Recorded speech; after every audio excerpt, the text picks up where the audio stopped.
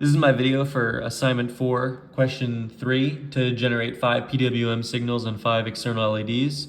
For my first LED, I used port B10, which is timer 2, channel 3. I set the mode to alternate function and assigned the correct alternate function for the timer. And I did the same thing for the rest of my pins. So for my next pin, I'm using A0, which is timer 2, channel 1. And for the next one, I'm using B0, which is timer 3, channel 3. For the next one, I'm using B6, which is timer 4, channel 1. And for my last one, I'm using A1, which is timer 5, channel 2. And then here is where I initialize and set up all my timers. For all of my timers, I'm having a prescaler of 39. This gives a clock for the timer that it's really fast, so that when it's counting up, it actually looks like it's changing the brightness, which is what we want, instead of making the LED like turn on and off to the human eye. So you want this to be really high, or really you want the prescaler to be really low so that the timer itself is really quick. And I'm making it count up to 999.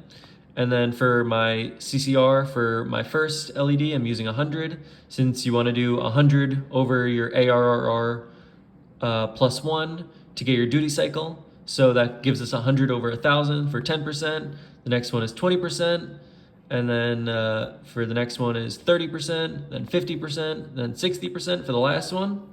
And for all of my clocks, I'm making sure that they are in PWM mode, along with I'm enabling their output and I'm starting their counter.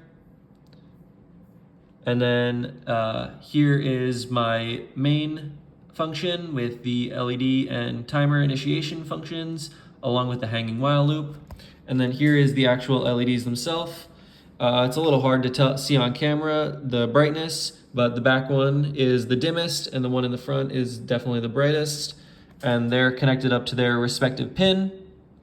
And then they're going through a resistor, through the LED, and then to ground.